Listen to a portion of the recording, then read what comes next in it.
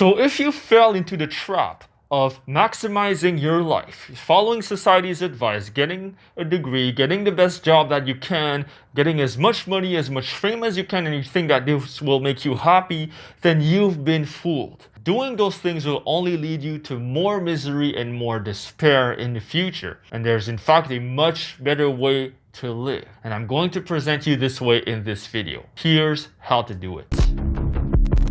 So what is this better way to live than maximizing your life and trying to acquire as much as you can in your life and try to grow yourself as much as you can? The alternative to that is actually to live a simpler life, a simple life. And this will be the goal of this video, to sort of show you the roadmap as to how to simplify your life with the ultimate goal of finding more happiness and more peace of mind. Now, this may sound a bit paradoxical for some of you because, if you watch my videos, I'm all about, working really hard and like achieving success and grinding yourself to death until you achieve that success. And I've shot these videos in the past. So now shooting this video now might be contradictory. Why would I shoot a video that's the complete opposite of everything that's been taught in self-help? Well, that's the reason why. Is because achieving those things is part of personal improvement, personal development, but it's not the all of it. In fact, if you go full circle, you'll realize that achieving all of those things is not what will make you happy. And I'm going to explain to you later in this video why. There's been a lot of videos on minimalism and all that in sort of the physical space aspect of life, but this video is more axed towards the psychological, emotional, and relational aspects of life. How do you simplify your life in those areas so that you feel more fulfilled? Yes, I'm going to touch a bit on the monetary aspect and the financial and environmental, but it's not going to be the gist of this video because there's so much content out there on minimalism, so that's not the point of this video. And the goal, ultimately, of simplifying your life is that you remove all the unnecessary things, all the distractions, all the things that are not necessary in your life, so that you can finally sit with yourself, face the void, as I call it, and face yourself, face your shadows, face your inner demons. This is the dark side of personal development. This is what I talk about a lot, is sitting with yourself and facing the inner demons within you, facing your inner truth. And you will only face that if you can go through this process, which I will explain in the end. But it's incredibly important that you go sequentially through this video because you will not get to facing the void and entering the abyss if you don't start with all of the preliminary components first. So this will be incredibly important gradually that you watch the entire video from beginning to end. Don't skip a single part, and I'll explain to you at the end why that is. This video is probably some of my absolute best work, released for free. Why is that? Because I've been in personal development for 13 years or so, 13 plus years. I've been doing that for a very long time. I've read every single book, and now it's time to come full circle with all of the content that I've digested and implemented and give you an entire roadmap as to how to live your life in the most optimal and happiest ways. And why should you listen to me? Why should I listen to this guy with a mask? Well, because I've been living this simple way for many years, in fact, and I've really perfected this way. And I think that it's a way of life that's very relatable, especially if you're highly sensitive or introverted like me. And I was never really rich. I was never really poor either, but I was always fulfilled. Yes, I wasn't the happiest. Sometimes I was depressed. Sometimes I even burnt out recently and all that. But I was never truly unhappy, I would say. I was always fulfilled in a sense through this simple way of life. And in fact, I believe that this simplicity really helped me achieve the most fulfillment in my life. So this video may not be for you. This way of life might not be for you if you are extroverted, for example. If you like having a lot of friends, you like going to parties, you like socializing. In fact, maybe if you're in the middle of improving your dating life, then this is not for you probably. Because this way of life will require you to minimize all of these things. Minimize partying, minimizing going out, which leads me to my next point. This may not be for you if you enjoy partying and going out a lot. Because to live a simple life with less stress, then this also requires that you sort of tighten your social circle and you might have to let go of certain friends. This may not be for you if you want to be popular and if you want to have a huge circle of friends and be, the number one guy at your school with like that knows the most guys and girls and all that. This will not be for you. This may not be for you if you enjoy an expensive and luxurious lifestyle and want to keep it that way. This video may not be for you if you really want to become rich. Now, this may be a shocker. You've read all the 4-hour work weeks or the whatever, simplify your life through passive income and all that. And you believe, maybe you were taught into believing that if you become rich, that it's actually going to help you live a more simple and stress-free life. Well, in fact, you don't need a lot of money to be stress-free. You don't need a lot of money to live a simple life. You can live a simple life now. You can reap the benefits of the peace of mind and freedom you'd get through, let's say, following the 4-hour work week without having to actually go through this entire process. You could simplify your life right now. And you can be happy now without having all this money and like huge business to take care of. Yes, you can still become rich with a simple life. Just letting you know that if your main goal is to be rich, then you can't try to have this simple life at the same time. You need to know what's more important to you. Well, now that I've told you all the reasons why this video might not be for you, let me give you even more reasons for you to click off. Yeah, because I'm a genius with the YouTube algorithm. This is quite advanced, I would say, what the concepts I'm going to present in this video, because most of us, I believe that we need to go through this sort of materialistic stage where we acquire the money, we acquire the women, we acquire the friends and whatever we want to achieve in the material world. Most of us need to acquire that first before we can cut down everything. In fact, you can't cut down everything if you don't have anything, if that makes sense.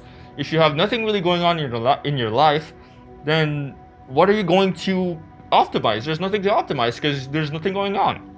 So you might have to start with chasing all that money, all the women, all the girls and all that, because I did that, during my early 20s. In fact, when I was in high school and in college, I tried to get as many friends as I could, and I had like maybe hundreds of friends, and I threw a party with like 60-70 people. There was a dope ass party, so many people came, and I did this whole sham of trying to be popular, have as many friends as I can, throw parties and all that.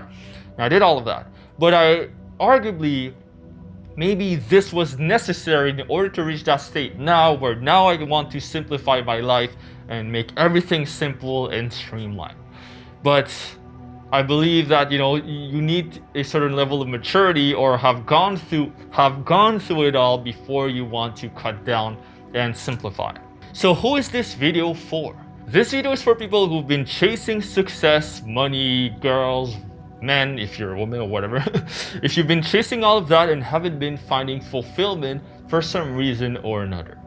This video is for people who are introverted and highly sensitive, kind of like me, as I've explained. If you're someone who, any sort of stimulus makes you feel overwhelmed, or you don't really like having a lot of things going on and you want a stress-free life, this is for you. This is for people who've been feeling stressed, who've been feeling like there's so many expectations and demands from other people, and they want to live a life that's stress-free or easier for themselves. So this is perfect for you. So this video will be divided into 4 parts that you will not skip. First part being setting the foundations for a simple life, explaining to you what I mean by simple life and all of the areas of life. Number 2, setting a vision for your life and how to live your new life. Number 3, cutting away all of the unnecessary things. This is really trimming the fat and removing all of the things that are not bringing fulfillment to your life. And number 4, entering the abyss and facing the void. This is the ultimate goal of simplifying your life. We'll get to that in the end, but you won't understand it until you watch every single step. So let's start with part 1, the foundations, and explain why you would want to simplify your life. Number 1, you would have less stress in your life, as simple as that. Less demands from others, less expectations and all that. Less clutter, less unnecessary things that you don't want to do. You have less comparison with others. You'll feel less behind in life. You'll feel less like you need to live up to someone else's goals or dreams, or even live up to your parents' expectations. You have less worries, financial worries, you have less emotional worries, you have less sort of worries about sort of gossip about certain people or whatever thing, you have less worries overall. You'll have more humility, you have more confidence in yourself, and you'll be more comfortable in your own skin and in your own endeavors in life. You'll have also more money, paradoxically, right? I told you at the beginning, oh, you won't be rich if you try to live a simple life, or you'll be less rich. Well, in a strange way, because your life will be so simple and optimized, then you have more money to spend on because you won't be spending anyway, if that makes sense. So you have more money by doing less, which leads me to the next point, is that you want to simplify your life because you have less to do. You have less to do and you have more free time to do whatever you want. That includes even things like playing video games, okay? Even things like, any sort of hobbies you have, sports, traveling, adventures. You have more time, more free time to do all of these things that you've always wanted to do. And in fact, why you want to simplify your life is that you will feel no guilt. You will have less guilt in your life. You feel less like, oh man, I should have been working on this thing more. I should have hustled more. You will no longer be held back by these toxic workaholism or toxic hustle culture that's been, dragging so many people to burnout and depression. And I was one of them, by the way. I bought into this whole hustle culture thing and, unconsciously. And I always felt like I wasn't enough unless I achieved, unless I, gained a certain amount of subscribers or gained a certain amount of money. And this held me back for the longest time. And I can proudly say right now that I don't believe these things are holding me back as much. Of course, we're all human. Of course, we always compare ourselves to some extent. But I would say that the comparison are about 90% less now. You want to simplify your life because you have more fulfillment and more meaning in your life. You'll feel like you're actually having a contribution in the world, that you're actually helping others in a sense, if that's your thing. You feel like you're actually achieving your full potential. You'll be achieving the things that you always wanted to achieve. And in fact, I believe that some of the best lives out there, some of the best ways to live, and of course this is subjective, okay? This is all my opinion, but I believe that the best way to live is a simple life. Look at monks, look at, enlightened masters, sages, or philosophers, even certain writers and, certain artists. They live a very simple, frugal, simple life where they don't, maybe they don't make a lot of money. Even, in fact, they don't even care about money, some of them. But they are fulfilled. They are at peace with themselves. In fact, the enlightened monk probably is way happier than the, successful billionaire. And it's not even comparable. They're two different ballparks entirely. You don't have to live like a recluse monk, but emulating some of these aspects and bringing them into your life, into the modern day life of this century, bringing it into this life here, I think is some of the best things you can do. And then you have a more fulfilled life without having to lock yourself in a cave and meditate for 12 hours a day. So here's my story of, going through all of this journey of chasing success, chasing girls, and, burning out and all that, and reaching that point now where I have this happy, simple life. So it started many years ago when I started personal development when I was about 13, 14 years old. Now I'm 27. And when I started then, I was feeling lacking in my life. I felt like I wasn't confident at all. I was really shy, I didn't have any girls and all that. So I felt really lonely, really unconfident in my life.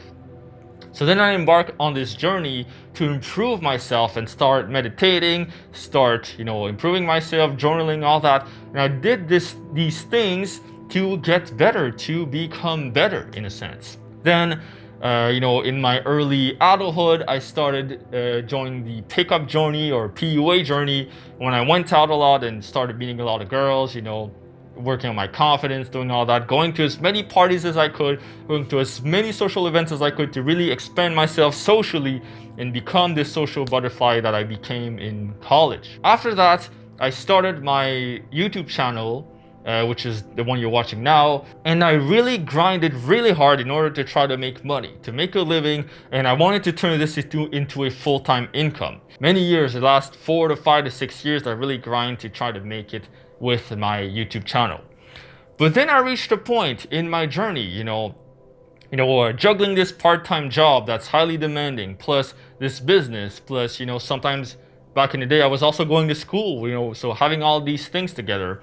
And then I reached a point in my life where I completely burnt out. That was a year and a half ago, and I had to quit everything. I quit my job. I also quit my YouTube channel, and I basically uploaded only once every few months, every 6 months even. And my channel pretty much almost died. And then I realized that this way of life wasn't making me happy. In fact, it was making me miserable. Trying to grind my business and my YouTube channel to try to make money was actually making me more sad, more depressed. In fact, I was enjoying the process of making videos less now, because I was like, well, I'm doing this to get to get money and all that, and it sucked all the joy out of me. So now I've reached a point now where I no longer care about these things. What I want now is to turn Nameless, turn this YouTube channel into something that I enjoy doing. So I've really simplified my life now, where now I don't try to, have a lot of friends. I did that when I was in college, and now I only have 5 to 6 really close friends, and my girlfriend. That's pretty much it. I have some extended friends, maybe 20 if you extend my circle a bit more, but really I only hang out with about 5 to 6 people. Also, in terms of my business and my YouTube channel now, I don't aim to make money as much as I did before. Now it's just sort of like, okay, I have this online course people want to buy. I have this coaching program people can enroll in if they want, if you want to get a consultation with me. And if I get money, I get it. If I don't, I don't. And now I'm, keeping my passion, just for passion's sake. That makes me really happy. And now I'm looking at other ways to make money other than YouTube, because grinding YouTube to make money I found wasn't making me happy. So now I'm looking into certain fields like video editing and working maybe in the film industry, which is some of my old dreams that I had from years ago when I was younger. I had this dream to work in this sort of video editing space, but I gave it up because I wanted to put everything into Nameless. But now that I've simplified my life, now that I've made space for other things in my life other than my business, now I can explore these hobbies. Now I can explore these things that I was always passionate about. My life is simple, and I've reached this point now where financially I'm fine.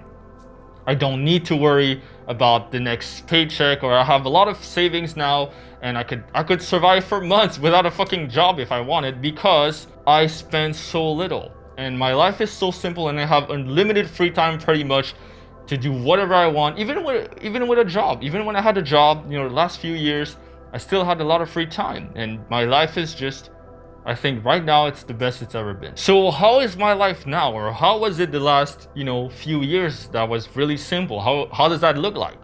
Well, I live in a small apartment now with my girlfriend, and the rent is pretty affordable. It's close to everything, so that in the city, so that we don't have to pay for a car, we don't have to pay for, not even the bus. We can just walk around. Also, my groceries are incredibly cheap because I buy the cheapest food out there. I don't eat out. I don't really drink alcohol outside. Sometimes I do, but it's, on rare occasions. So my finances are really good, even though I don't make a lot of money right now. And how I sustained that is I had a part-time job that paid pretty decent. Wasn't, the most glamorous job out there. But because my expenses were so low, and because my lifestyle was so cheap, then all I needed was a part-time job. And I had all of this free time to, do what I'm passionate about. And, even spend this time on watching certain movies or animes even, or even play the games that I've always wanted to play. I've had all of this free time to do that, so that makes me really happy. And I really spend my money on absolutely nothing but the essentials right now.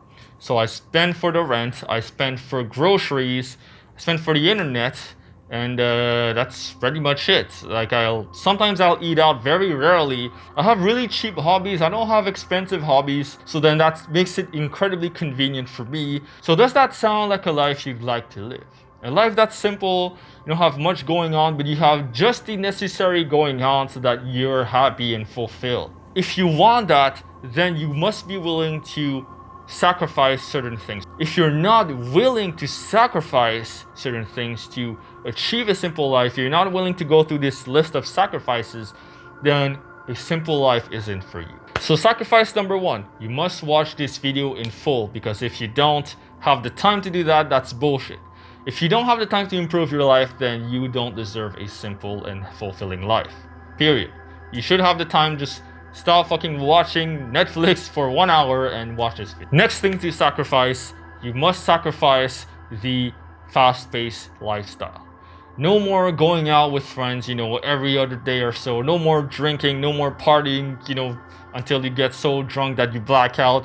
No more spending on useless stuff. No more fast cars, luxury items, big houses. None of that. No more of that. No more obsessing over drugs. No more, chasing after success. No more competing against others. You must also sacrifice having a high-paying, stressful, glamorous job. So, maybe becoming a lawyer, that's, incredibly work intensive and also very stressful. Maybe you have to let go of that.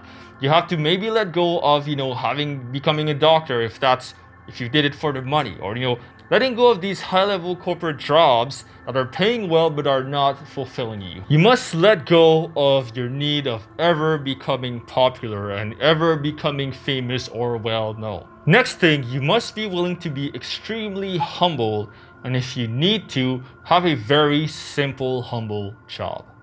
So for example, me, I lived my life going through part-time jobs that were not glamorous, but they were very simple. I worked at call center jobs, so I never really had this high-paying, successful 9-to-5 job. My girlfriend also recently, for example, she just got a job at an ice cream shop. And it's not glamorous, of course, and it's very simple. But it's very simple, and it's quite fulfilling. It's very easy. She has a lot of free time.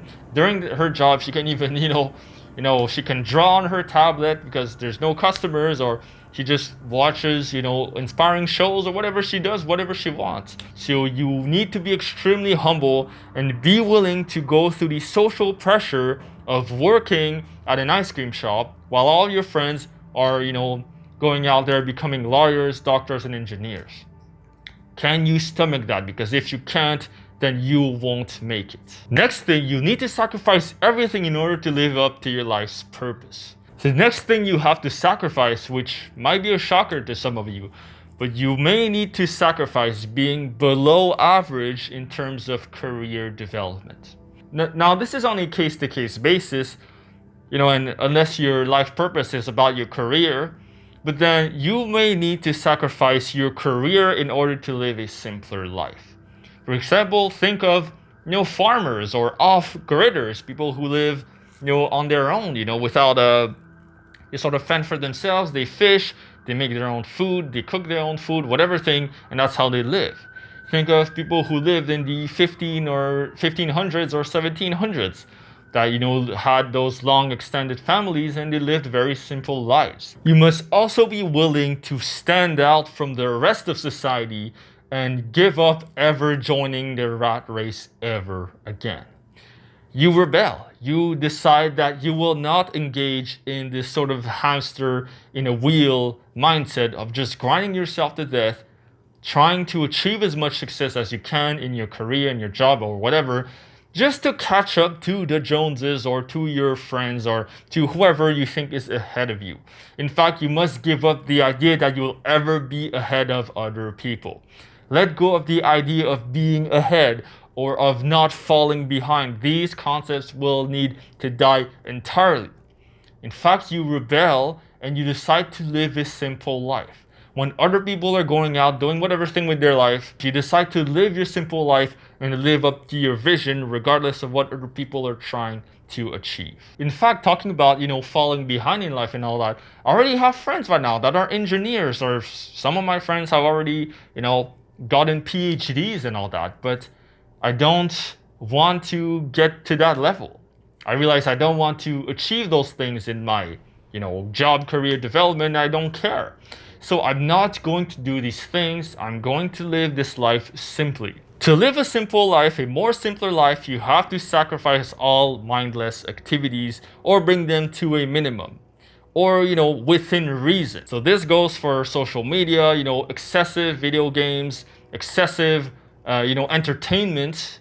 These are the things you have to let go of. Now this is paradoxical because at the beginning of the video I told you you have more time to do whatever you want, including entertainment. But the difference is that you do these entertainment activities mindfully. Right? You don't just mindlessly do these things because you have nothing to do and you want to escape from your miserable life. So this is a more nuanced point here. So the emphasis here is on mindless. You will have to stop doing mindless activity. To live a more simple life, you must also be willing to spend a lot of time alone. Now, this is hard if you are an extrovert. If you need a lot of friends, you need always to be around people, then this is not for you. But a simpler life means less people in your life, more time with yourself, which means that you must also be willing to sacrifice friends. When I was in college, I had 50, 60 plus friends that I was, seeing quite often. I was actually maintaining this circle because I was crazy enough to maintain it and talk to all those people. But then I decided to cut it all down, to have less friends, to be, just sort of like to have this simple life. You have to cut away all the toxic friends. You must also be willing to have the tough conversations, sometimes to cut away the friends that are not bringing you happiness. To live a simpler life, you must commit also to never committing ever again to obsessing over work.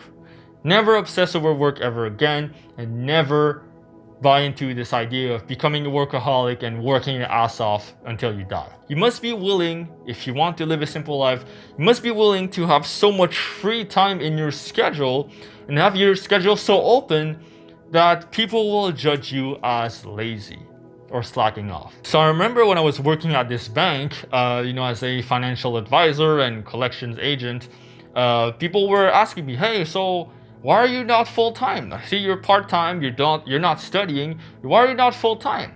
And I had to explain them that, I decided to live this life very simply, that I don't buy into the 9-to-5 lifestyle. In fact, in this strange way, everyone in my job, they bought into this idea that you must go to school, must get this job, must become successful in life, and this sort of idea of success that I just did not relate to at all. And I decided to stand my ground and do these things.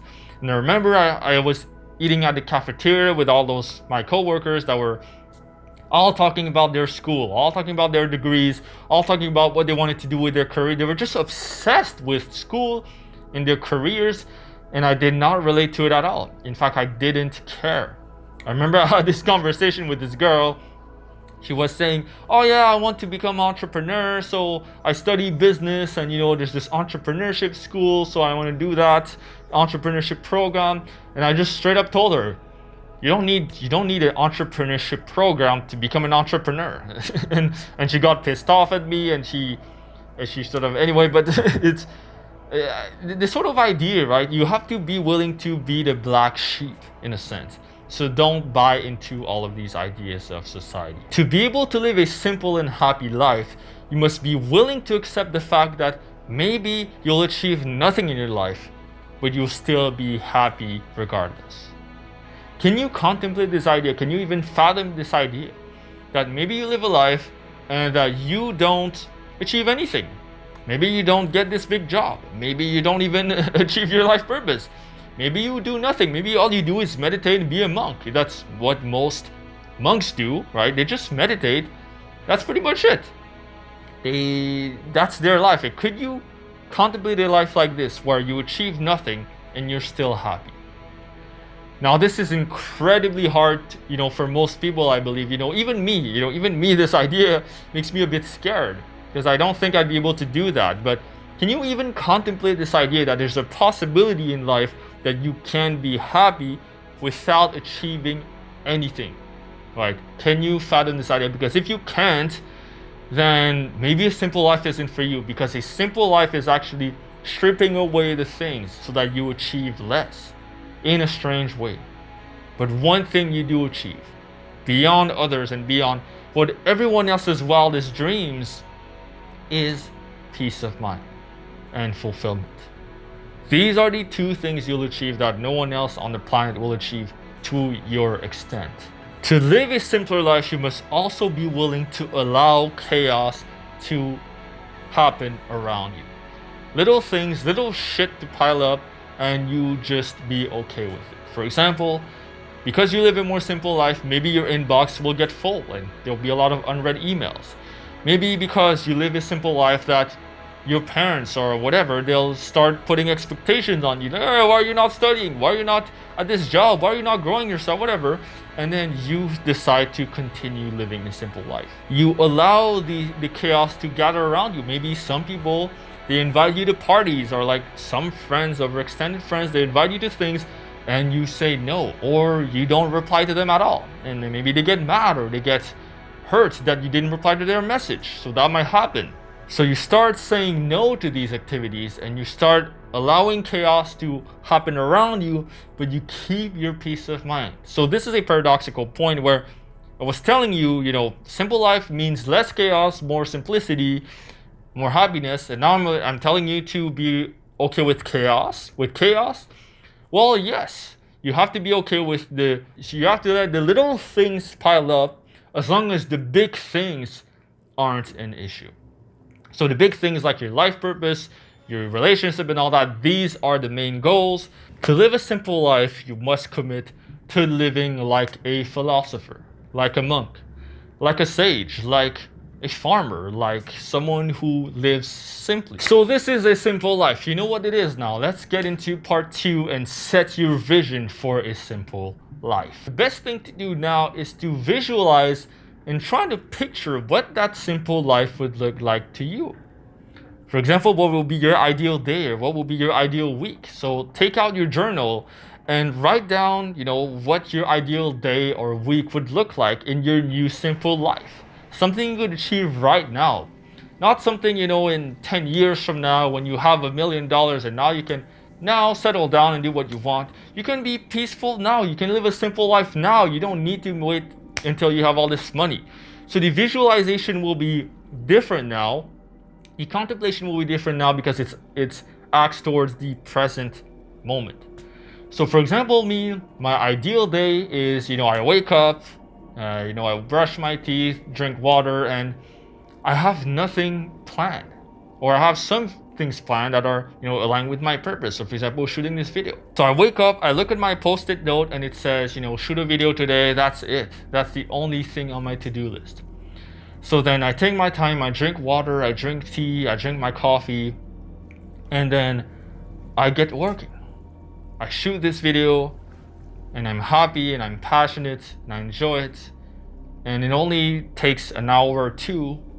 And then I close down the camera, I close down the lights, and then I'm free to do what I want. So then I go on a walk, I contemplate, I think about my life, I think about my next video, I contemplate certain concepts of psychology, philosophy, I think of what my next video will be. I just think about life, or I just enjoy the present moment. I see the squirrels squirreling around, the birds chirping, and I just walk in nature for a few minutes. And I come back home and then I do what I want. I spend time with my girlfriend, I tickle her, I hug her, I kiss her, then we watch a movie, we watch some anime, or we watch whatever we want. And then in the evening, I play my favorite games. And I don't feel any guilt about it. I play my favorite video games with some of my friends, and I don't feel like I'm wasting my time. I don't feel the urge to work. I don't feel the urge to push myself. I don't feel the urge. I don't torture myself that I have to be doing something else with my life. And I feel like every minute that I spend playing this game, that is just me enjoying life. Enjoying a work of art. Enjoying someone else's work. Basking into the beauty of art. The beauty of creation that another human being created, so that I can enjoy this beautiful piece of art and not feel any guilt about it. In the evenings, I calm down, I meditate, maybe I do a massage with my massage machine, and I relax myself and I go to sleep. And that's my perfect day. It's very simple. Can you see how simple that is? Can you see how simple this is? And maybe the next day, I go to work. Maybe I have this part-time job and I work from, let's say, 9 to 12, 9 to 2 p.m. And then I go back home and I relax. Maybe I work on some editing. I'll edit some videos. And that's it. That's my day. And then I spend the rest of the evening doing whatever the hell I want. That's my life. So what is your day? What does your day look like? So write that down. Do this right now. Just try to picture what this is. You might need to pause this video. Do that right now. So to set your vision, you really need to know what matters most to you. What are the top things that matter most to you? Your top 5 things. So my top things to me are my purpose in life. What I want to do, what I want to contribute to the world, and which is this YouTube channel is the most important thing. Also, what's important are my relationships, my relationship with my girlfriend, with my close friends, with my family. Those are also number 1. Also, my health, working out, exercising, working on my body, becoming better, physically, but also mentally. So meditation also is on my top list of priorities. Improving myself, reading, getting more knowledge, learning things, this is also in my top priorities. So you have to commit to live a simple life that you prioritize these top 5 things above everything else. Everything else. So determine what those top things are for you. And once you do, then you do them. Now I need you to answer these 2 questions in order to define your ideal vision for your simple life. Number 1 question, what does success mean to me? Number 2, what does happiness and fulfillment mean to me? As simple as that. So first, what does success mean to me? For example, to me, what success means to me is that I consistently have the time to do what I want, when I want, and do the things that I'm passionate about, even though it doesn't make me a lot of money. So for example, this YouTube channel, it makes me money, but it's not the most money out there, but it doesn't matter because I'm passionate about it. And I have all this free time to spend with my girlfriend and spend with my friends. That is success to me. All this time that I have left to do all the hobbies that I want, that is success to me, which I've explained to you before. And what does happiness mean to me?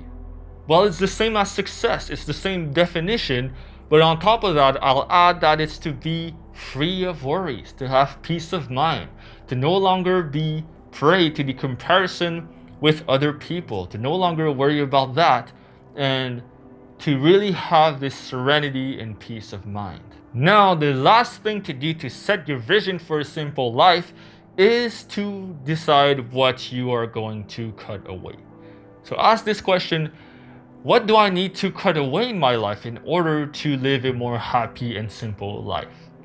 So you need to do what's called an 80-20 analysis, which means 80-20 meaning 80% of the things in your life will bring you 20% of your happiness, and 20% of the things in your life will give you 80% of your happiness. So look at the 20% of high impact things in your life that are bringing you the most happiness, and you do more of these. So for example, out of the 50, 60 friends that I had to cut away literally 90% until I have only 5 friends. So that's what I had to do. So you may need to do something like that in your relationships. If you have 10 friends, maybe only 2 of them are the best. So you cut away the rest. So it really depends. And of course, the 80-20 is only a number, so you want to use it, in your particular context. Also, do an 80-20 analysis in your career. Now, what in your career is bringing you the most happiness? For example, me, when I was chasing after money with my business, it wasn't making me happy. So then I tuned things down into now I'm focusing on doing what I love, and if the money comes, it comes. If it doesn't, then whatever, I'm okay with it. And then I realized that the main activities that made me happy in my career business was shooting videos. It wasn't, trying to make as many sales as I could or making money. It was shooting videos. It was editing videos. It was writing down scripts for my next few videos, thinking about my next idea, reading books, researching to, shoot my next video. That is the thing that was making me the most happy. Now, we talked about career, we've talked about relationships. How about entertainment. You can also look into that. Look into the activities that make you the happiest. And my guess is that, scrolling social media isn't your top activity. Come on, let's face it. If scrolling social media is your top activity, I think that you're missing out. I think there are way better things than just scrolling on TikTok to make you happy. For example, my top entertainment activities are the Rubik's Cube, reading manga, reading anime, watching anime, and even playing video games. There's a lot of self-help teachers, gurus that are like, don't play video games. It's gonna ruin your brain. It's going to make you miserable. And I wasted my life playing video games. You should level up your life You should level up yourself in real life, not in the game. Well, all of that is true if you are addicted and if you spend your entire life doing that. But gaming in moderation, entertainment in moderation is totally fine. I play video games maybe 1 to 2 hours every single day. It hasn't impacted my ability to work. Now, I play video games in a very sort of moderate manner, and some days I even have time to play 4 to 5 hours a day. And I still do all the things that make me feel happy and productive for the day. Let's say I shoot this video. If I wanted, I could play 5 hours of RuneScape, and that'd be totally fine. I wouldn't feel bad about it, which is, incredibly paradoxical. But this might be an excuse for some of you that, hey, maybe what? Since Nameless said I can play video games, I'm just gonna play 12 hours a day, not feel guilty about it. There's a nuance here, because if you do that, then are you doing that as an escape? Because entertainment should never be the number one priority in your life, but it's an important component of what makes a fulfilling life. Is also having those fun activities for yourself. And if depriving yourself isn't making you happy, then don't deprive yourself. Do the things that make you happy. So do an analysis of the things that make you happiest in the sort of entertainment and hobbies, and do these things as long as they're healthy and in moderation. You do the 80-20 analysis of your favorite hobbies or the things that you do, and cut away the useless junk. So for example, sort of mindlessly scrolling YouTube, for me that had to go. Or, mindlessly going on social media, this had to go. Drinking, and partying, and, getting super drunk until 3 a.m., this had to go also. This wasn't making me the happiest. Now that you know what a simple life is, now that you know what you need to sacrifice, now that you know your vision for your life, how you want to achieve it, and now that you know what you need to cut away, now it's time to cut it away. To cut away the unnecessary. We are at part 3 of this video. This information is completely useless unless you apply it, unless you actually do the cutting, that you have those hard conversations, that you cut away the unnecessary.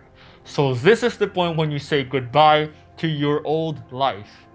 Goodbye to life of, chasing after fast cars, chasing after women, after money, after fame. Goodbye to that. You may need to say bye to your old friends. Goodbye to your old friends. Goodbye to your old ways of life. Goodbye to all of that, and embrace the new you. Embrace the new life, your more purposeful life, your more meaningful and more fulfilling, simple life. Goodbye to spending on useless shit that doesn't make you happy. Goodbye to wasting your time on mindless activities. Now, welcome your new life of mindfully doing the things that you enjoy most in your life. So first, eliminate or quit the things that you no longer want in your life. This is going to be hard, but you need to do those things. First thing, quit the job that you hate. Quit the job that is no longer bringing you fulfillment in your life. For example, me, when I was working in this retail store, in my early adulthood, I had to let go of this job because they wanted me to work even though I was studying and, trying to, live this life that I wanted, live a purposeful life.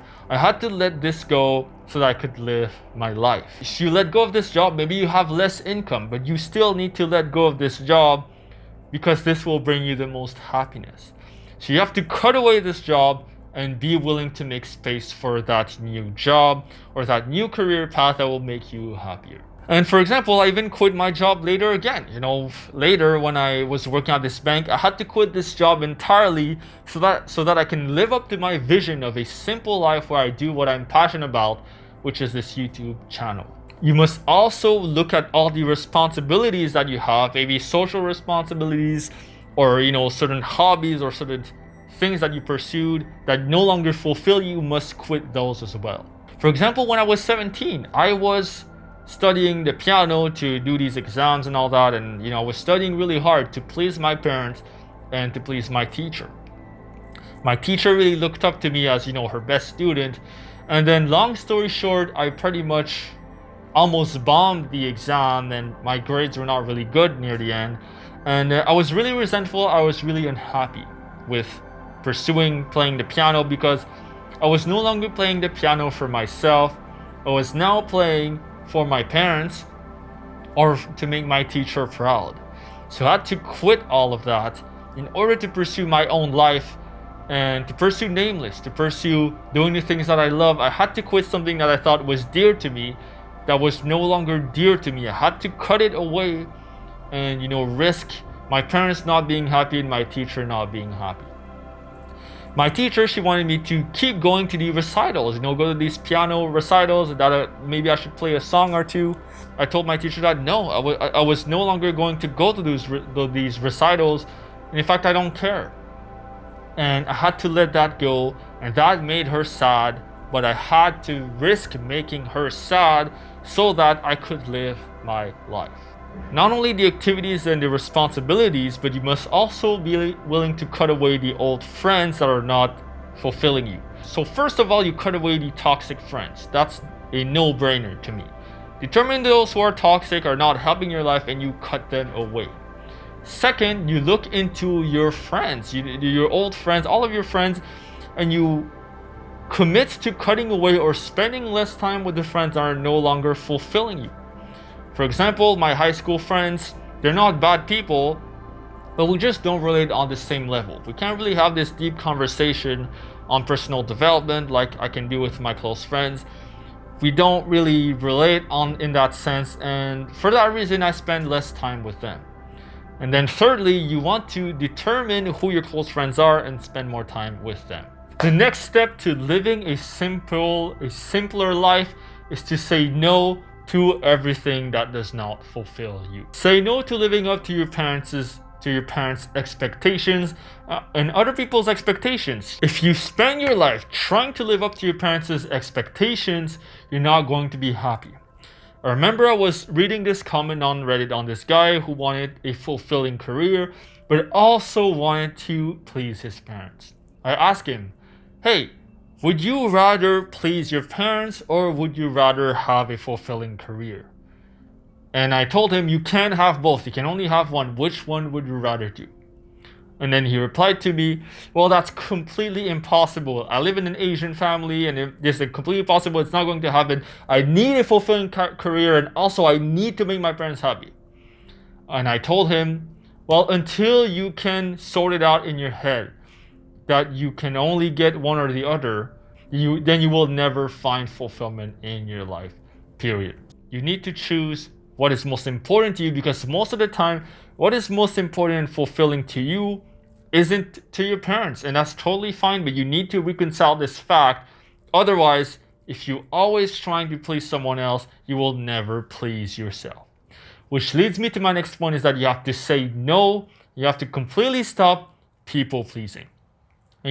Doing those favors for all those people or all those friends and getting out of your way to pick up that friend who doesn't have a car, or do this thing, or pay for that thing for that guy who whatever thing, and you just have to say no.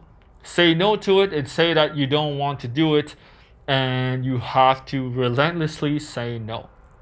Now the problem with that is that some people, they might see you as rude, they might see you as careless, but that's one price to pay for your peace of mind. And here goes my philosophy on helping others and on pleasing others. I don't help other people really much. I don't do favors really much. But at the same time, I don't expect other people to do favors for me. In fact, because I'm self-sufficient and I try to take care of myself, I will only ask a favor if really need be, if it's really necessary. It's very rare now that I ask favors for people. And when I ask favors to people, they entirely have the right to say no. And when they ask me a favor, I entirely have the right to say no as well.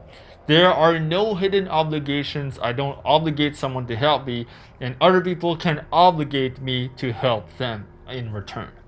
So that's my philosophy. Take it or leave it, but I believe that on this foundation, you can maybe consider or reconsider the time you've been spending trying to help others or like pleasing others, and go back to pleasing yourself, helping yourself first. As it comes to your career, you must be willing to say no to your boss, say no to doing overtime, and say no to working on call and all of these things.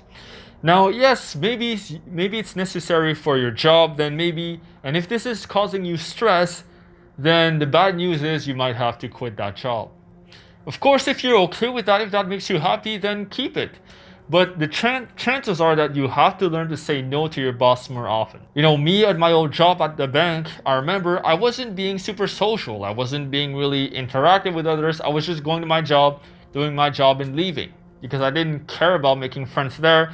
In fact, I didn't really relate with the people at my job, so why have chit chat and small talk with them? It made no sense to me. My boss told me, hey, so I noticed you were quite, you're not really implicating yourself at the job and like talking to other people and like, contributing to the team meetups and all that. So I'd like you to contribute more.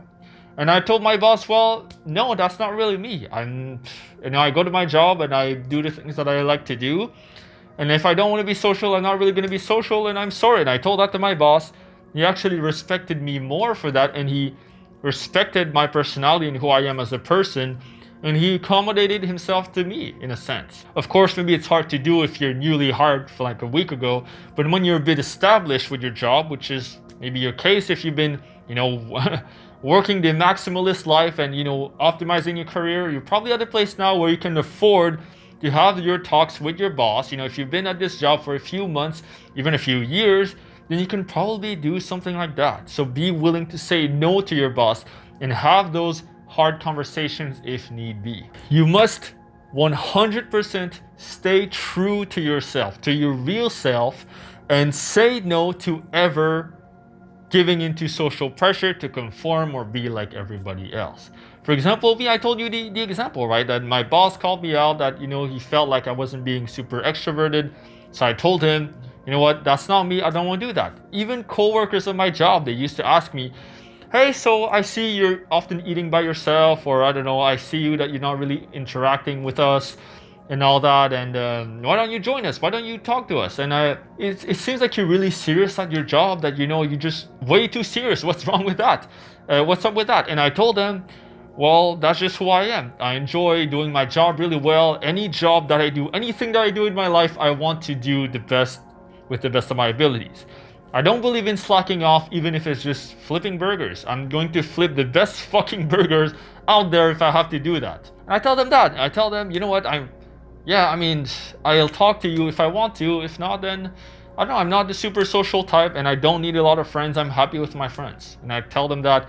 And people respect me more when I say things like that. They seem to respect more my boundaries, even my boss.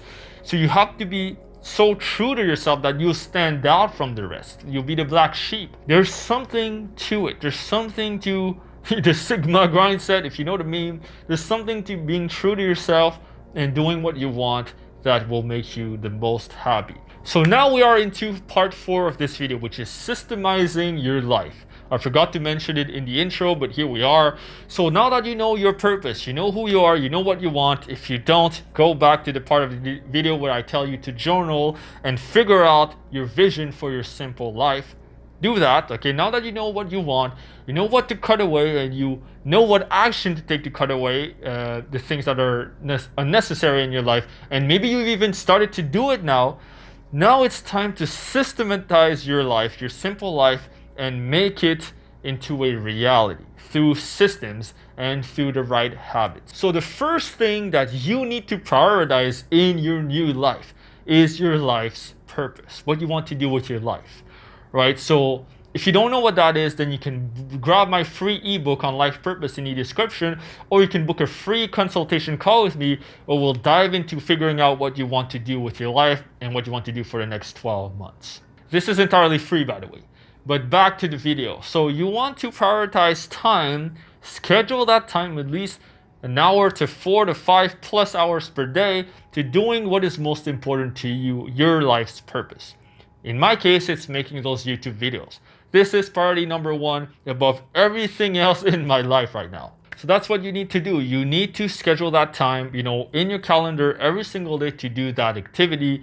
If you can't do it first thing in the morning, then you do it first thing when you get back from work, or whenever you get back from work and you have free time. And to me, it's so important.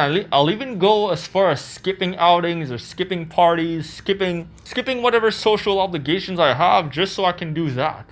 So some people will tell me, hey, are you free this weekend to go to the water park? And I'll tell them, no, I can't, I'm busy. And the reason why is because I want to shoot a video this day. And technically, the video could wait. Okay, the video isn't like the most important, like it's not urgent, but I still schedule the time to do it. The next thing to do to simplify your life is to set a schedule. A schedule of all the top habits that are going to contribute to a better life. For example, me, meditation, I try to do it every single day, working out, and eating healthy, journaling, and taking walks. I try to take daily walks every single day. I'm not perfect, I'm human. Sometimes I skip days in meditation and all that, but I try to do it as much as I can and almost every single day.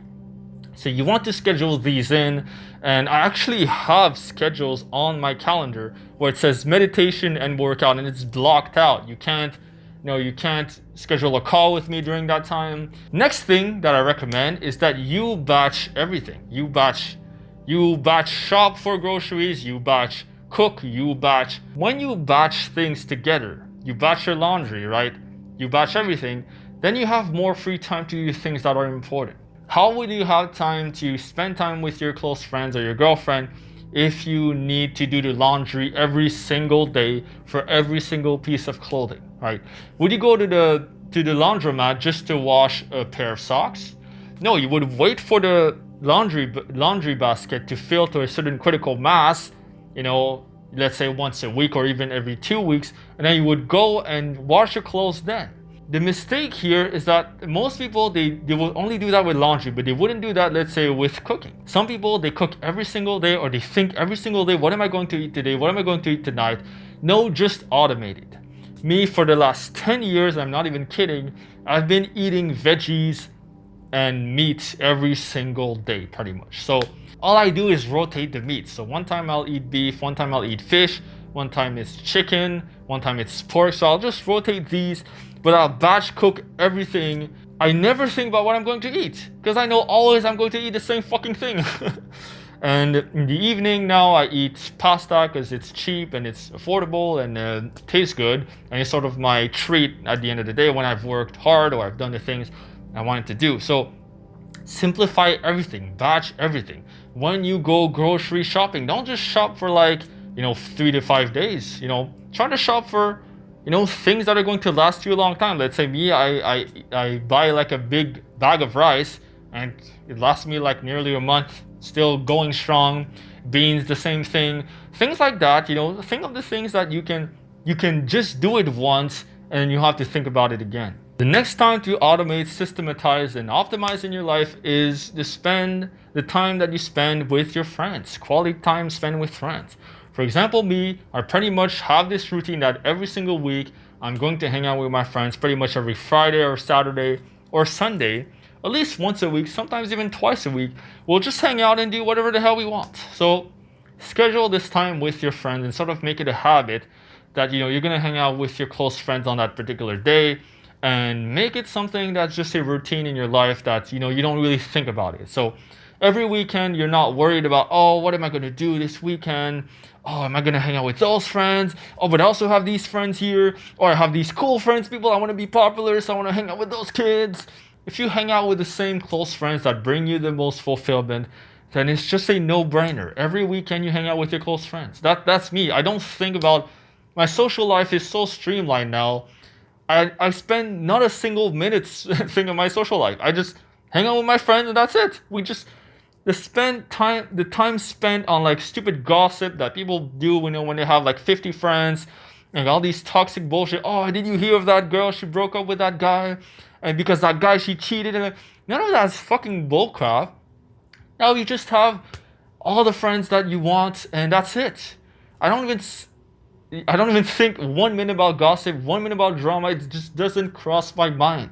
Now the next step is about money. It's about finances. Now, disclaimer here, I'm not a finance genius. In fact, I'm not rich. If you want to be rich, you're listening to the wrong guy. Go listen to some, I don't know, Mark Zuckerberg or some successful entrepreneur, because I am successful in my own way, but in terms of money, I am not rich. So if you want to be rich, wrong guy, sorry. But to make your life more simple, you can benefit by just spending less money. In fact, I believe that wealth isn't the amount of money that you have, but it's the amount of money that you can keep, the amount of money that makes you happy. And if you can live a happy life, with, let's say, I don't know, $1,000 a month, then that's perfect. That's all you need, right? And some people that are happier with $1,000 a month doing what they love and living a simple life versus people who, maybe have millions of dollars, but they are unhappy because their lives are so fucking expensive. They have all those taxes to pay, all those bills to pay because, they bought 4 luxury cars and they have all those licenses plate and whatever to maintain or whatever. Those people are less happy. So in my opinion, wealth is a matter of how much you spend, how much makes you happy in that spending, and not spending above your means, spending just what you need. Someone is drilling something in my apartment, but I hope that it's not bothering you too much. I guess we'll just have to go through the drill and I'll try to cut it down. I don't know, or maybe I should wait. Should I wait? Okay, well, fuck it. Let's just talk over the drill and just hope that it just sort of tones down or whatever.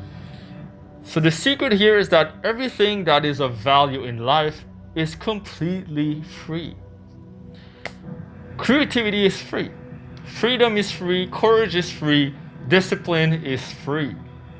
You don't need a lot of money to live a creative life or to live a free life, to live a adventurous life. You could go on an adventure right now. Just walk out of your house, walk to, I don't know where, go on a long walk and you're on an adventure.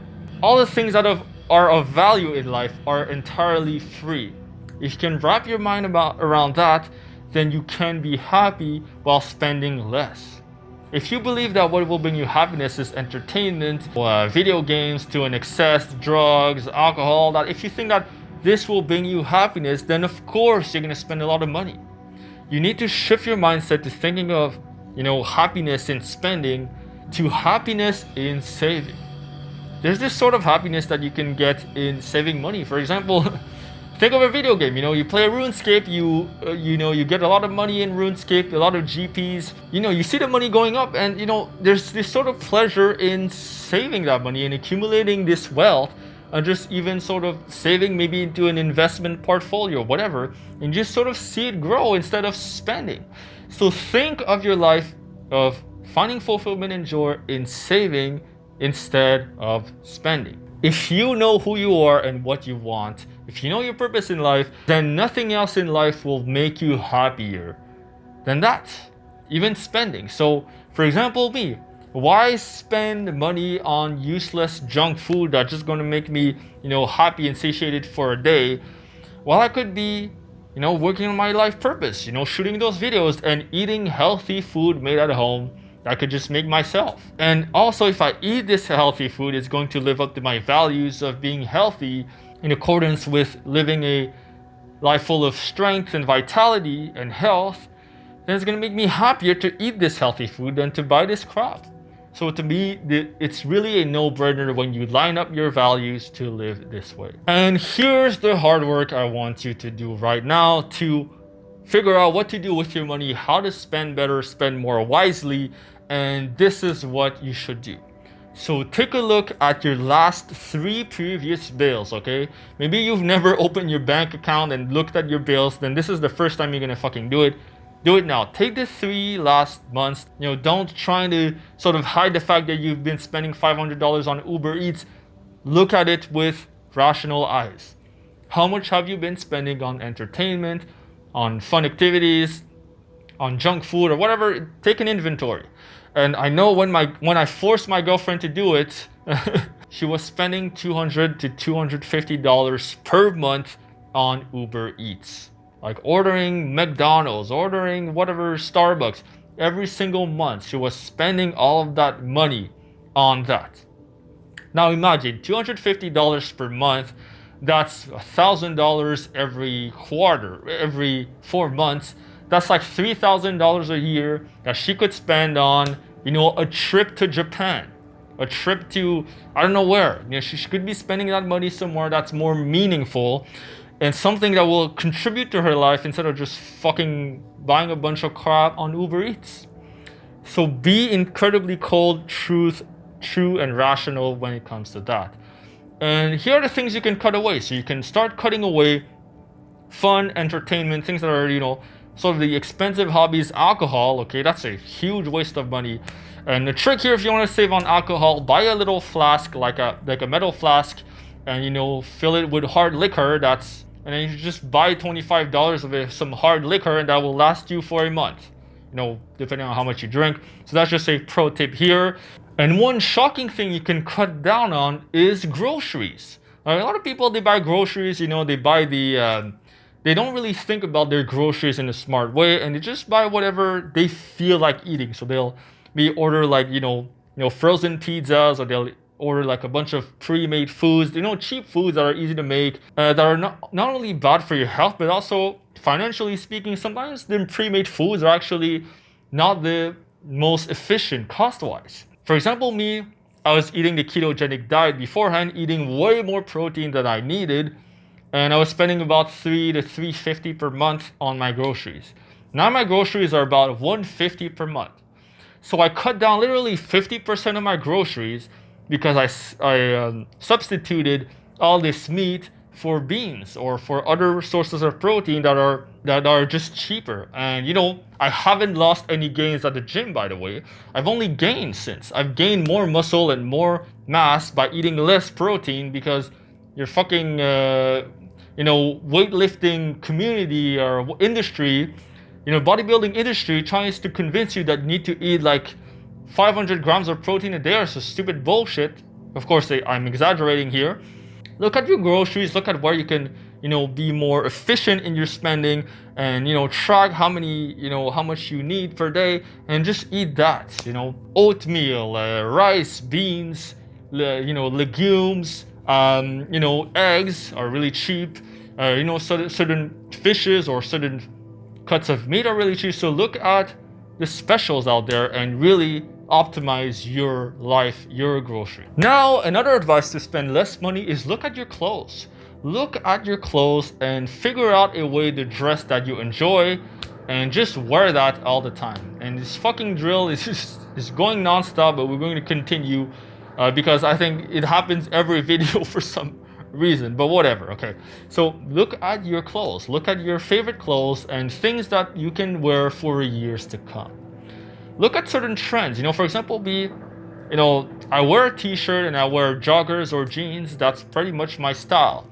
And wearing t-shirts and jeans is not going away anytime soon. People have been wearing this for decades now. So I'll probably be still wearing t-shirts and jeans like 5 to 10 years from now, probably. So look at those clothes that you enjoy wearing and that you might wear for a long time, and just wear these. I only wear maybe 5 or 6 main t-shirts, okay? And I always wear the same pants, or 2 to 3 times I'll switch around, whatever. And that's pretty much it. And you switch clothes, only when they become damaged or ripped or whatever. Don't try to, dress trendy and follow the trend. Especially women out there. I see women, they enjoy shopping a lot. More than men, so they like, having a huge wardrobe of every sort of type of shoe, every type of dress out there, every type of clothing. Just figure out 80-20 analysis, okay?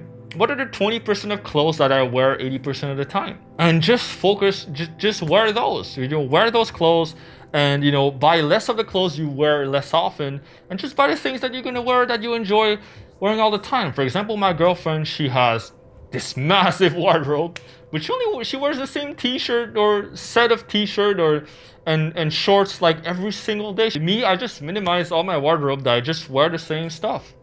So that makes it so much more simple, less decision fatigue. Think about, how am I gonna dress today? How am I gonna show up to this, to this event? How am I go dressed at the restaurant? Just wear the same fucking shit, and you will never worry about it ever again. Also, you save money because then you wear what you enjoy, and you're gonna enjoy it for a long time anyway, so it's not changing anytime soon. I had this t-shirt, I think, for at least nearly like 5 to 8 years, and in fact, if you go back a few years ago, you see I'm wearing the same fucking t-shirt. It's the same fucking t-shirt from years ago, and it still fits me perfect, and I still love to wear it. So you need to be resourceful, creative, and ingenious here. Trying to think of certain do-it-yourself DIY hacks. For example, I no longer go to the barber because now my girlfriend cuts my hair, or I cut my hair. So then, I save some money there, and also it's quality time that I spend with my girlfriend, and she enjoys to do it. I enjoy when she cuts my hair, and it's funny, we have a laugh, and it's always fun. But really, the best financial advice I have for you, if you want to live this simple, minimalistic life, is literally spend on nothing other than the things you need to live on. Right? Yes, of course, there's certain exceptions here, rare exceptions, but really, if you only spend on groceries, only spend on rent, that's pretty much it. And the rest of the money you save, or you spend minimally, or you only spend when you really need to, right? Yes, you have a bit of money for entertainment. You might reserve some money for that, maybe, $50, $100 a month max, and that's it. And then you save the rest of your money. So I want to propose to you an idea that living on less is easier than you think. If you think that, this lifestyle of living a simple life, only working 10 hours, 15 hours a week, I can't do that. I need a full-time job to maintain this house, to maintain this whatever relationship, to maintain my family. I can't do that. Yes, okay, I get that. If you're at that stage in your life when you already have a family, maybe this is not doable. But for most of you watching my video, you're about age 18 to 25, so you can totally do that right now, especially since you're young, you don't have all these responsibilities yet, so it's totally possible. Let's say you only need $1,000 per month to live. Let's say, I don't know, $600 on rent, $300 for groceries, probably cut it down even more, and let's say an extra $100 as a buffer if you need to, I don't know, buy some random shit on Amazon or whatever thing, or just for entertainment. So let's say $1,000 per month. That's $500 every 2 weeks. That's $500 per paycheck. I think most of us could live on that. At least in Montreal, here in my city, in Quebec, is something that's possible to do. Now, depending on your city, it might change. Maybe it's $1,500 for you. I don't know what it is, but figure out that number, what it is for you. It's probably lower than you think. You could probably survive on less than you think. Let's just say that, for example, me at my old part-time job, I was working, I don't know, if I worked 14 hours a week, I could make $600 per paycheck, sometimes a bit more, sometimes a bit less. And then I could live off that. It was totally fine. So, for example, let's just do the hard math here. Just look at what it is. So, even with a minimum wage job at $20 per hour, at 20 hours per week, you could make it. So, for example, in Quebec, the minimum wage is $14.25 per hour. Let's say with tax, okay, let's say you don't make 14, let's say you made $12.50 or $12, okay? Let's say $12.50 per hour. You do that 20 hours per week times 2, that's 2 weeks.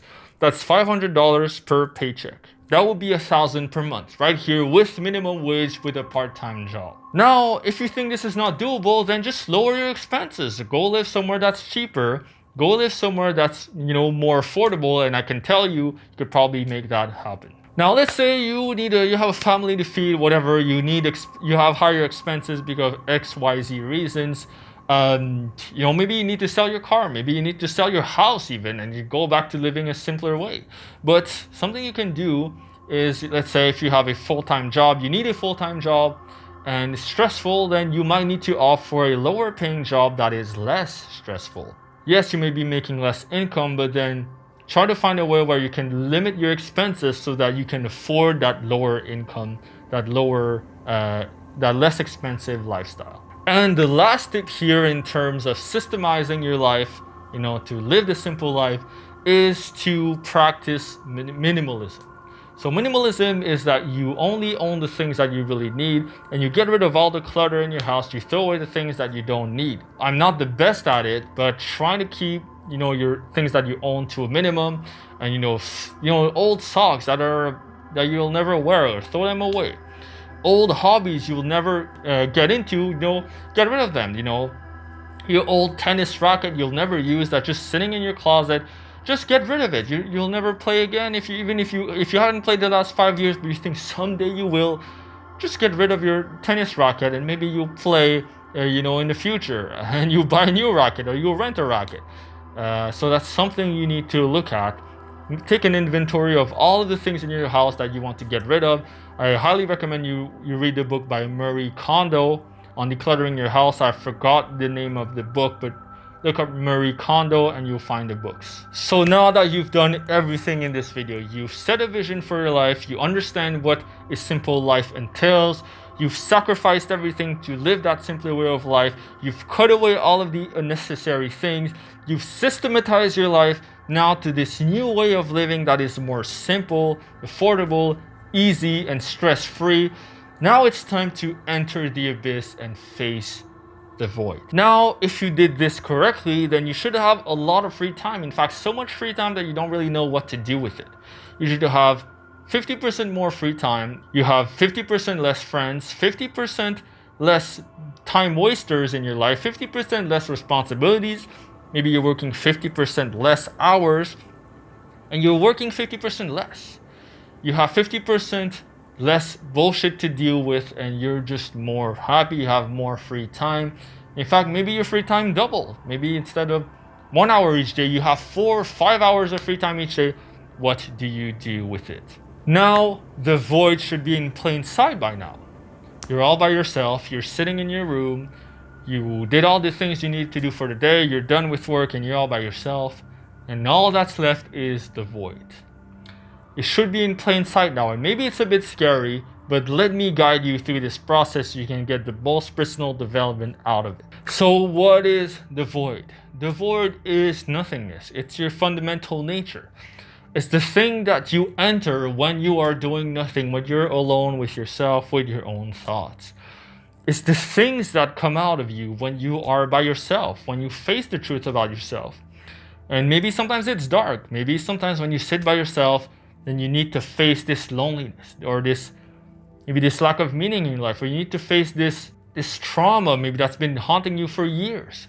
Maybe you start realizing that, in this free time, in the abyss, you feel those inner demons sort of coming to you, this lack of confidence, telling you you'll never achieve anything.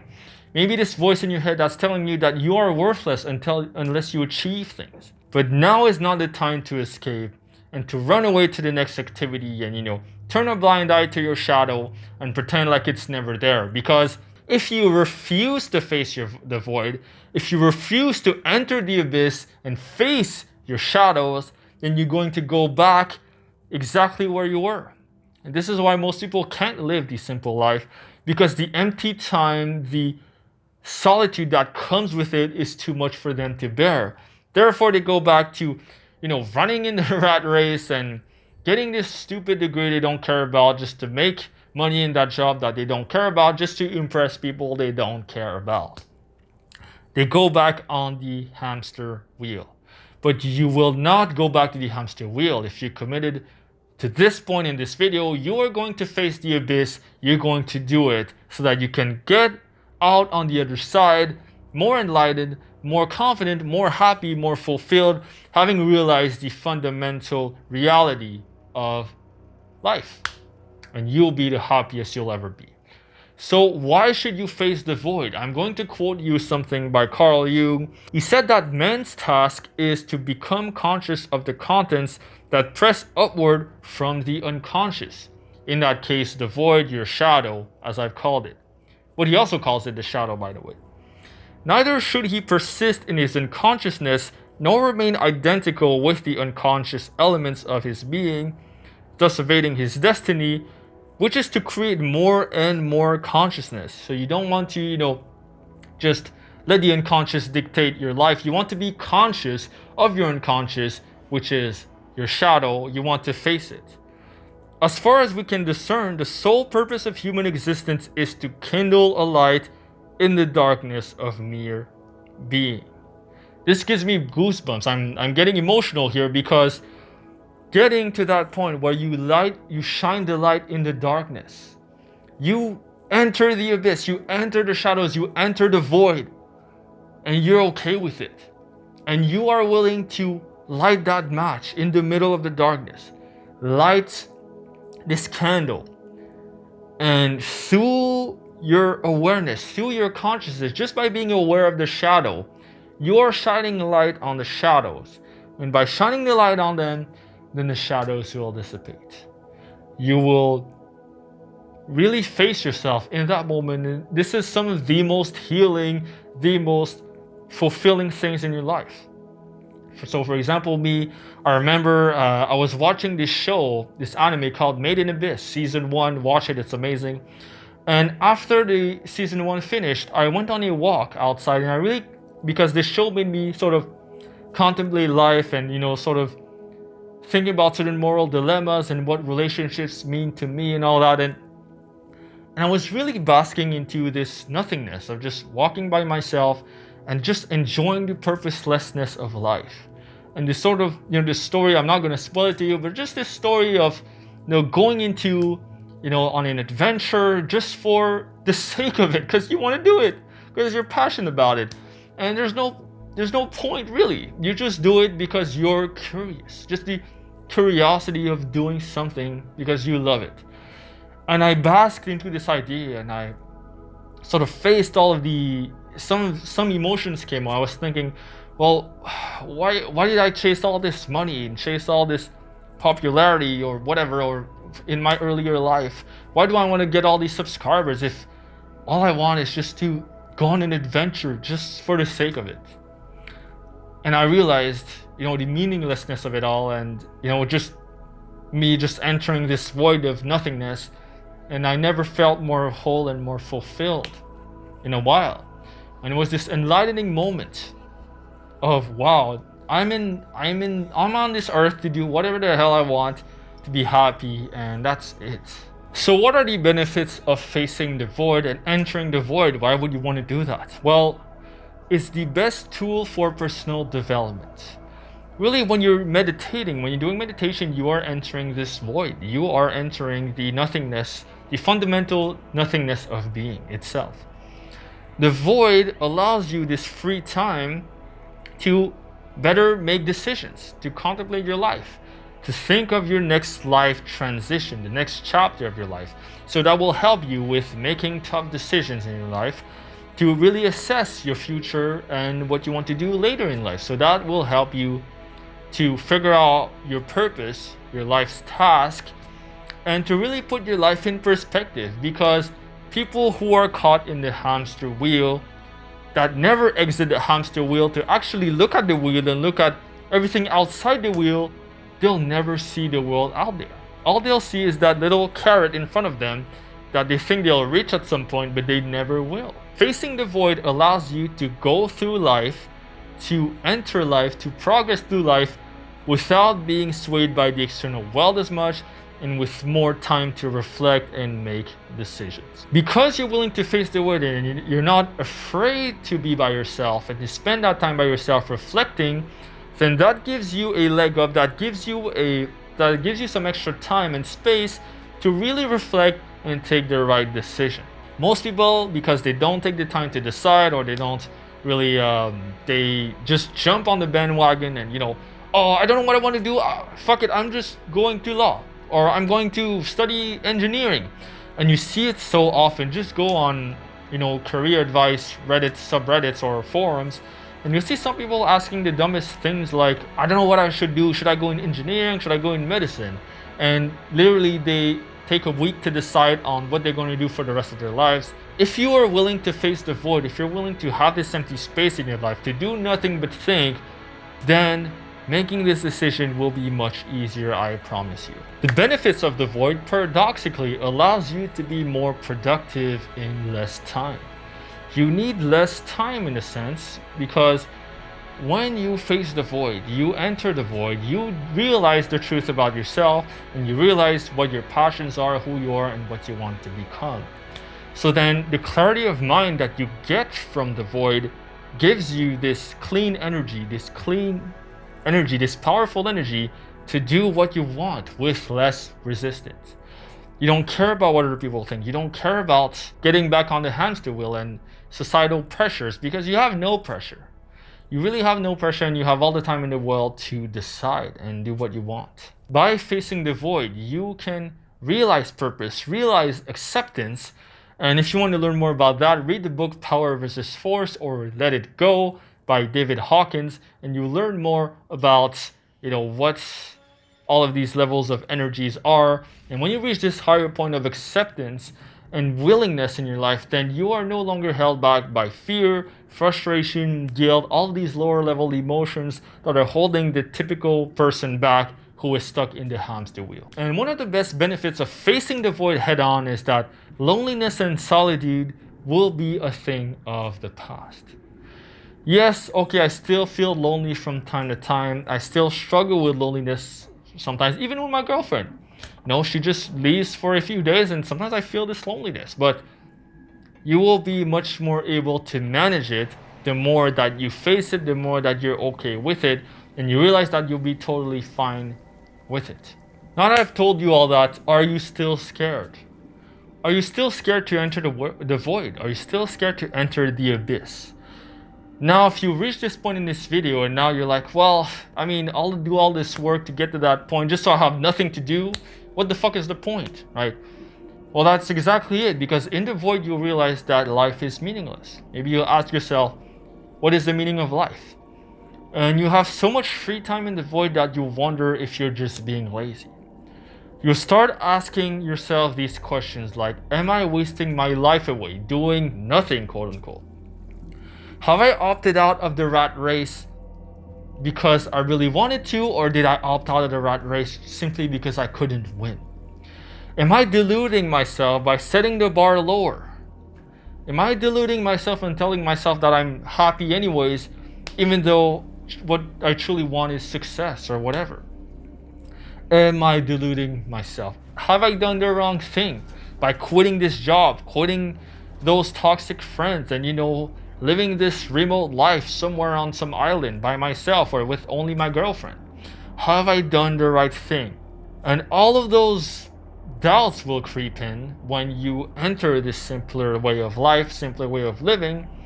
But you must not give in to these thoughts and you must not go back to the previous life unless you did your calculations wrong at some point. But if you did all of the steps that I told you, you set a clear vision and you determine your purpose and what you truly want, and you're clear on that, then there's no going back. This is your new life and you've chosen to enter the abyss and face it. And this is my call to you, my call to adventure.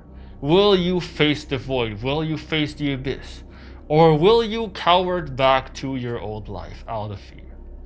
The choice is yours. Now, the mistake here once you face the void is to fill it with random things. So do not fill the void, do not fill your free time with mindless, useless things and mindless entertainment. Because that will be the trap that will suck you back into the hamster wheel, the rat race, and all these things. Do not invent problems just because you don't have any problems in your life and you feel like it's lacking something. So for example, let's say you're at work and you've done all the things you need to do, and now you feel this inkling that you're not being productive. And now you want to check your emails, you want to reply to whatever thing, and me, when I feel that way, I used to become restless and start reading YouTube comments or trying to do something that wasn't really productive, but made me feel productive. Also other things, for example, like seeking drama or seeking, lower quality friends because you feel like you don't have enough, you have so much free time, you don't know what to do, so you want to hang out with random friends. Funny story here, my circle of friends was perfect, 5 or 6 friends. and it was just absolutely perfect. And recently there's this other guy that we started hanging out with again. Just this guy was kind of weird and kind of, doing weird stuff like that, and he wasn't really contributing to the group. In fact, he was sometimes, not really being toxic, but he wasn't the most fun guy, let's say. He was maybe sometimes a bit annoying or frustrating.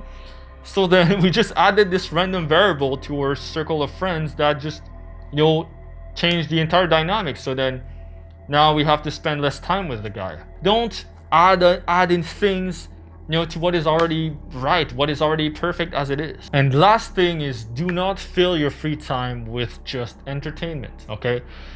Entertainment is immediate gratification. Yes, entertainment is fine in moderation, maybe 1 to 2 hours a day, like kind of what I do, and that's it. You don't want to add too much of it. And if you fill your entire void with entertainment, Netflix, escapism, like what most people do, then it's not going to make you happy. So you want to spend that time alone with yourself, sit with your thoughts, and face the void.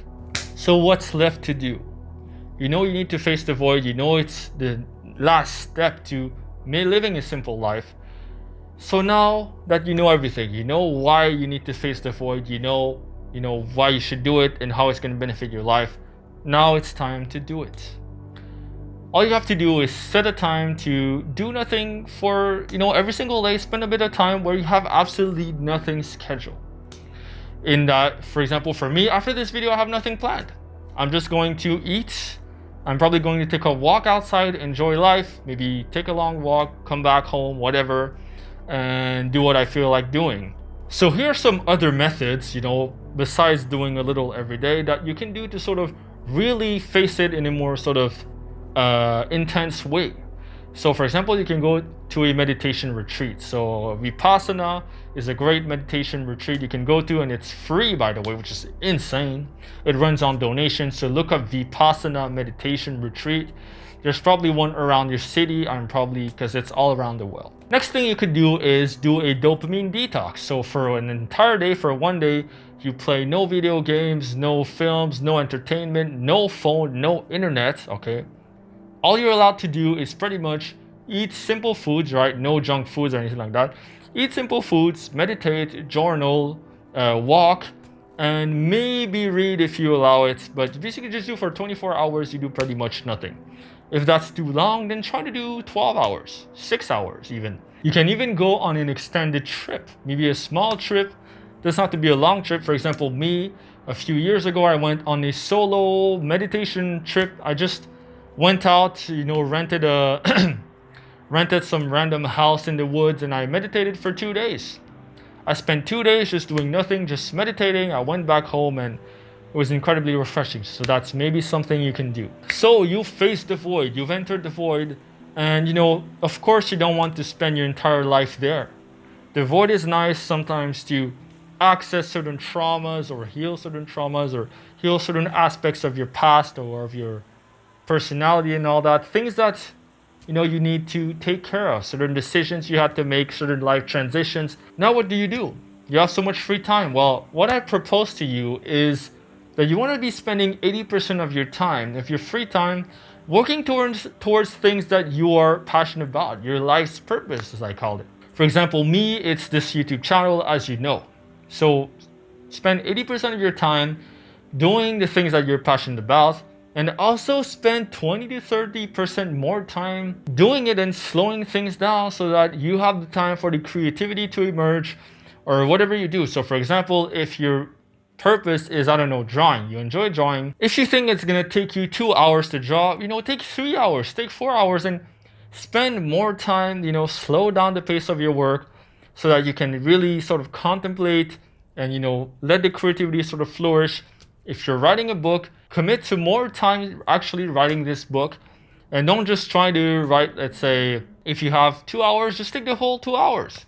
Don't try to chop it down or whatever. So extend the time it takes you, and you'll see you'll have more fulfillment. And the rest of the time, the other 20% of free time, or whatever, how much free time, sometimes it's not 80-20, sometimes it's 50-50 or 20-80. So with all the free time you have added, then you do what you want. You find the best sort of entertainment and hobbies that you have, you do these, not the low quality ones like, let's say, scrolling social media. During your free time, you might want to do a list of all the things you always wanted to do, but never had the time to do. So now be careful here. So the trap will be to add too many things and do them all at once so that you get overwhelmed. So start with one thing at a time and sort of build your way down the list. Or for example, if you only watch certain movies, go to certain countries, travel the world, you want to try certain hobbies, now you have all the free time in the world, now you can do those things. So for example, me recently, I went to Cuba with my girlfriend. It was really fun. We took all this week off to do whatever we wanted there. We went to the beach and all that. I also started new animes and new mangas. So that's something I always wanted to get into, animes and mangas, but I never had the time, or I didn't make the time, so I got into that recently. I got into the Rubik's Cube, got seriously into it, and now I can solve a Rubik's Cube in 18 seconds, even 11 seconds on my best days. I've also played a lot of new video games, so I've explored hardcore FPS shooters like Escape from Tarkov, The Cycle Frontier. I started looking into other games like, for example, old school RuneScape, MapleStory, that are MMORPGs. I even played a bit of the Final Fantasy games, the Final Fantasy series. So I just completed Final Fantasy 15 recently. I also completed Final Fantasy 10. So with all this free time, I did all of those things, and it brought me more fulfillment in my life. And what else do you do during the void? In the void, what else do you do? Well, spend time to take a step back and be grateful. As simple as it is, gratitude is something that I don't think we practice nearly enough. And just take a step back for a moment. And when you're in the rat race, it's hard to take a step back and appreciate what you have. But now that you have your time, do it. And look at all the things that you're happy for. For example, me, yes, I might not be super rich right now. I might not have 1 million followers like some YouTubers achieved in nearly 6 months. And me, I've been doing this for 6-7 years, whatever. I still don't have 1 million subs. But I'm grateful for my 30,000 subs or so. I'm grateful for every single view that I get. And even if I only get 150 views on a video, it's still 150 people who cared enough about my content to click on it and watch it, and I change the lives of these 100 people or so. So I'm really grateful for that. I'm also really grateful for having food on my plate. Paradoxically, by spending less, I was even more grateful for what I had, because then I was being more mindful of how I was spending, and this made me more happy in a sense. It made me more grateful for the food that I did have. And remember that most people around the world, they live on less than $5 a day, like all around the world, sometimes less than $2 a day. So that's definitely something to be grateful for. If you can have a meal that's really decent, nutritious, that makes you feel great, that makes you feel healthy and all that. So that's just something to be grateful for. To help you with that is, of course, to stop comparing yourself to others in all areas. And one thing to do to help you with that is to spend less time on social media. When you cut down social media, you use certain plugins, which I'm not going to say here because my video got taken down when I started talking about YouTube plugins. I don't know, YouTube doesn't like it when you alter the function of their platform, but there are many plugins out there to help you sort of customize your newsfeed. And on Facebook, there's this specific plugin that eradicates your newsfeed entirely.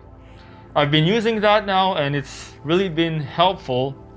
And funny story, I reactivated my newsfeed on Facebook like it was maybe a year or two ago, just to see what my friends from high school or college were up to. And I just see all those random shit that like people, oh yeah, I just got my degree in nursing, now I'm a nurse, or whatever thing, and you see all people graduating. Some people even had kids. I was like, holy cow, people have kids at 25. I don't know, to me it's crazy in my head to have kids young, because I don't know, that's just me. But anyways, so I was looking through all that, and I was just like, wow. I'm happy that I was blocking this out, because it's not adding much to my life. Yes, I see what other people are doing, happy for them, but at the end of the day, whether I see it or not, it doesn't matter. So I cut this out, and I realized the less I was comparing myself to others, the happier I was in my own life. So now you face the void. You've entered the void, and now you filled your free time with things that are meaningful to you, but you still feel like all of it is meaningless. And knowing that the void is there, it's not really making you happier. In fact, you feel like it's all meaningless. And now you feel the meaninglessness of it all, right? You might hit an existential crisis. If that's the case, then I recommend 2 videos that I did. So one, the complete guide to overcoming nihilism. Just write down nihilism, Nameless, you should find it. The other one is why life is meaningless, existential crisis. Just write down existential crisis, Nameless. You'll also find this video. So you can find those if you're struggling with finding meaning in your life. And know that the void will answer the question for you. The question of meaninglessness in life, the question of whether life has meaning, I can tell you my answer, what the void told me, what my introspection told me, but I don't think it'll be worth much to you because it's not your realization, it's mine. My realization is that yes, life is meaningless, but that doesn't mean you have to be unhappy, and you can find happiness in the meaninglessness. But that's my own realization. When you enter the void in your own time and you contemplate this, then you'll find your own answer. But know that even if the void doesn't give you the answer right away, or if you don't really find it, then realize that you don't have to find the answer to the meaning of life necessarily. In fact, trying to find the meaning of life, or like saying that the meaninglessness of life is bad, is in itself a meaning that you're associating to it. So it's like you're trying to play this trick on yourself to give a meaning to life being meaningless and putting a negative twist on it, which this is not what I want you to do. So be careful with that. Now that you know exactly how to live a simple life, what do you do now? The last step is to commit 100%. Commit to living up to your life's purpose 100%. Commit to spending 50% less time with friends you don't really care about. In fact, maybe you eradicate them entirely. Commit to spending 50% less time working. Commit to spending 50% less money. That's something you can do. Commit to spending more time doing what you love. Commit to spending less time doing things that you don't enjoy. Commit to 100% letting go of guilt. Commit of no longer comparing yourself to others, and no longer feeling bad because you're not working or not hustling, quote unquote. And commit to never falling back into the rat race, never falling back into the depths of workaholism and like living up to other people's standards of society. And you will be on your way to living a simple and meaningful life. So in conclusion, living a simple life is not easy, but it can be done. It's a matter of figuring out what a simple life means to you, to set the ideal vision for yourself to achieve it, to cut away all the unnecessary things that are holding you back from living that way, including your mental blocks and all the things that are holding you back mentally, and then taking action towards achieving that, and ultimately facing the void, entering the abyss of your existence so that you can purge your shadows, make peace with your unconscious, and make room for living a fulfilling life, therefore finding the meaning and purpose in your life, and living like a sage, living like a monk. This is the entire goal of simplifying your life. It's a matter of making room for your new life and saying goodbye to the things that are no longer serving you in your old life. And simplifying is a matter of removing things, of stripping things away, not adding new gadgets, not new tools or new whatever to improve your life. It's about subtraction, not addition. And if you're struggling with simplifying your life right now and finding what's truly meaningful to you, you can book a free consultation call with me, link in the description below. And if you enjoyed this video on how to simplify your life, you're gonna love this next video here about the complete guide to overcoming nihilism. So I'll see you there.